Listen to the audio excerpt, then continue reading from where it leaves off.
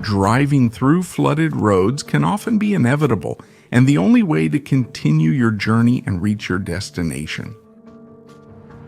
After a heavy rain, and that's exactly what the driver of this car had to do, since the road was completely flooded.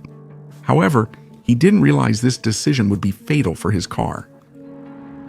After the engine stalled during the crossing, which forced him to push the car. When trying to restart it, he would hear a noise that characterizes one of the most critical situations for any engine: hydrolock.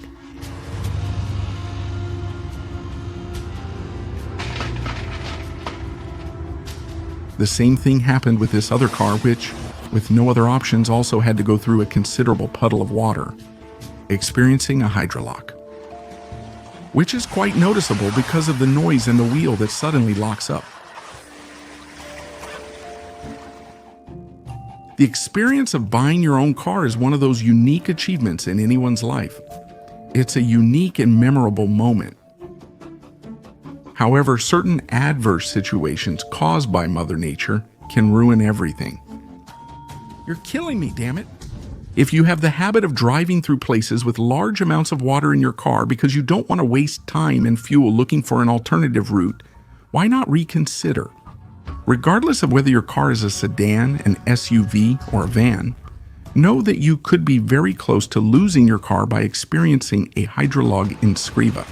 Most cars have, in their specifications, a certain maximum indicated water level height that they can go through without suffering more serious problems. However, if this limit is exceeded, damage is guaranteed. That's because, although cars can go through areas with a significant amount of water, they weren't designed to handle this kind of environment. Engine and electrical system damage can cause the car to shut down immediately.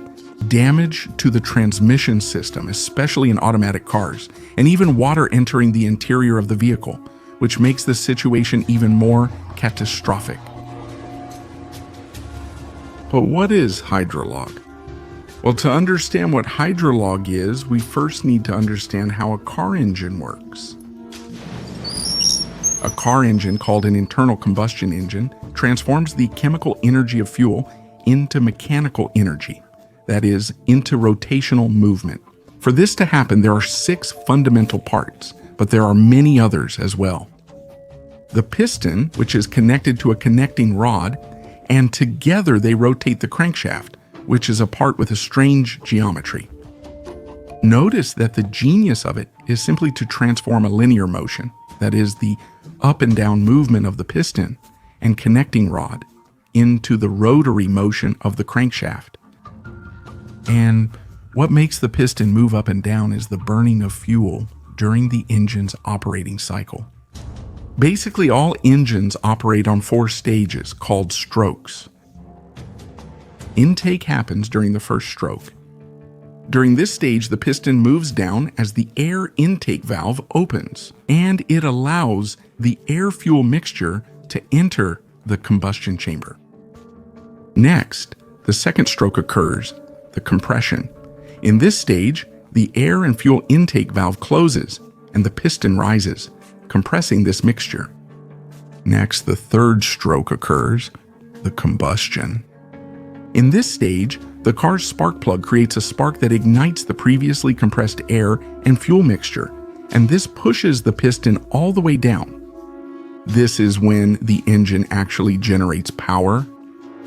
Next comes the 4th and final stroke, called exhaust.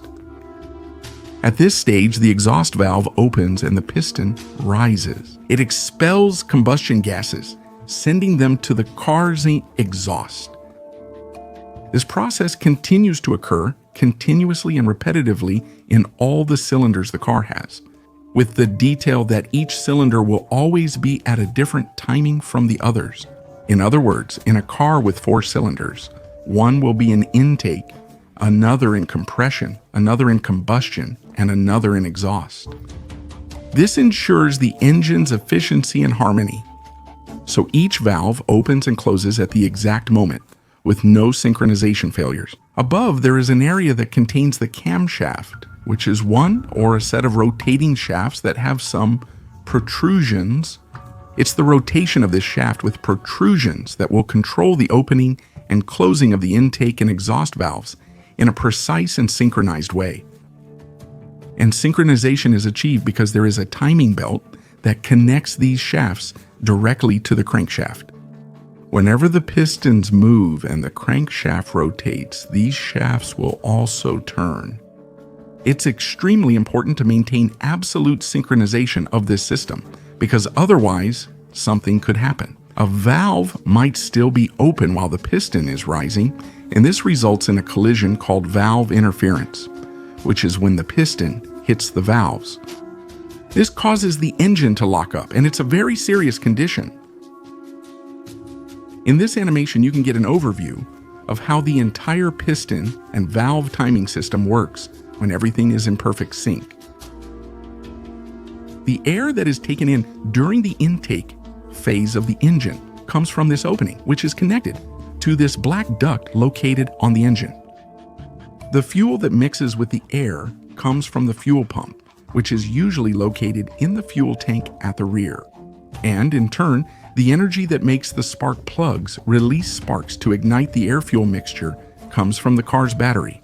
In other words, it's a very well-designed, complex, precise system that works in perfect harmony and synchronization. Now that we basically understand how a car engine works, we can understand what hydrolock is, or simply hydraulic lock. Hydrolock occurs almost entirely when the car goes through roads with a lot of water. At a level where the water rises above its location, the air intake duct for the engine, which is usually located somewhere in the car's hood compartment right at the front. This water is then sucked in by the engine's air intake duct and goes directly into the engine's combustion chamber, where the pistons, which are in constant motion, will try to compress this liquid just like they do with air. But since water is an incompressible liquid, meaning it can't be compressed due to its density, which doesn't change much even under high pressure, just like it is with most liquids, this causes the piston to undergo tremendous stress, far beyond what it can handle, and it ends up suffering a structural failure, resulting in the bending of the part or parts if more than one piston is affected. And this causes the engine to shut down abruptly, since the piston starts to touch the wall of the engine block where it is installed. Besides, all the engine timing stops happening the right way. Often this phenomenon makes the engine partially explode right away, with parts like spark plugs, camshaft, crankshaft, and other engine parts flying everywhere. In this video, you can see and hear the exact moment when hydrolock occurs, or hydraulic lock.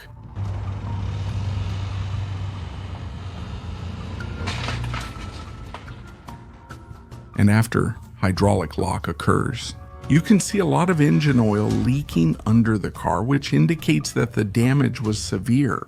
Besides serious engine damage, the oil pan below the engine, which acts as the oil reservoir, was also damaged.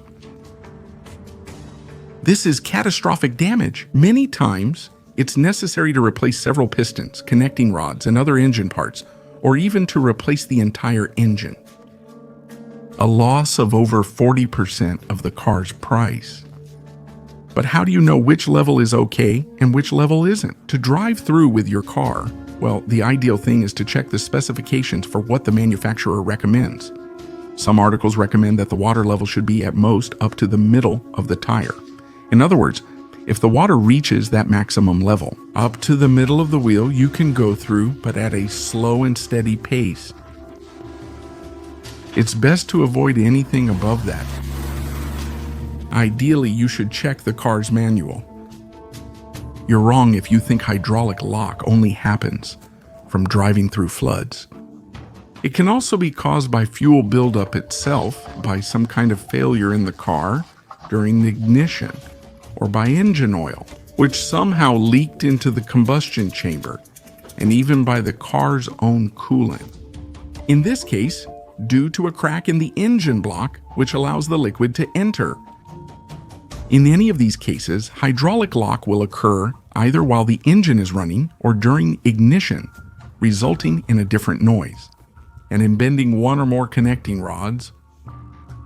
That's why doing the service as the manufacturer recommends or after having driven through questionable areas is extremely important and can save your car. Anyone who thinks that SUVs, pickups, and double cabs, just because their vehicles prepared for all terrains, are immune to hydraulic lock is also mistaken. It all depends on the water level in relation to the engine's air intake. When water reaches or exceeds that level, hydraulic lock is inevitable. Unfortunately, there are practically no cars equipped with specific systems to alert drivers. About the imminent risk of hydraulic lock, the driver is the only one responsible for preventing it. And hydraulic lock can also happen to motorcycles, especially since their riders consider them agile vehicles for adverse situations. Cargo trucks, though better prepared for these roads, can also experience this phenomenon, and it can even happen in boats, ships, and other aquatic vessels. Although they have an engine much better prepared to deal with the constant presence of water, they are not immune to the problem. So what should you do if you have to cross a flooded road? Ideally, you shouldn't cross, but what if there's no alternative? Make sure the water level doesn't go above half the height of the wheels. If it does, don't go through. Next, go in slowly to avoid water splashing over the hood and cross slowly. And always maintain a constant speed, avoiding slowing down or stopping in the middle of the crossing. Because this can cause the second way hydrolock can happen, which is through the car's exhaust. When you reduce acceleration and the exhaust is completely submerged, water can be sucked in through the exhaust. If your car shuts off by itself during the crossing, don't try to restart it, especially if you didn't hear any unusual noise. In this case, the solution is to tow the car and then have it checked by a mechanic. And what about these cars, the famous Land Cruisers and also the Jeeps? That intentionally drive through rivers and lakes with over 70% of the car fully submerged. Why can these cars cross without suffering hydraulic lock while the others can? These cars, which are made for off-road, have a different accessory that prevents hydraulic lock from happening. And this accessory is the Snorkel, which is that black part that extends along the front right side of the car. It is an extension of the engine's air intake duct. In this case, the air intake for the engine is now at a much higher point, which will clearly prevent water from entering the engine, even if a good part of the car, including the engine, is underwater. Some cars already come with the part from the factory, and in others it is installed later. But contrary to what many people think, that's not the real function of the Snorkel. Because if the water reaches the engine level, it will damage sensors, fuses, and other electronic components. If it gets in the car, it will damage all the electrical parts. The real function of the Snorkel is to prevent dense dust from entering the engine, stopping the thick dust kicked up on the road during off-roading and also by other cars, easily getting into the engine, which can damage it or compromise its performance, causing the car to use much more fuel.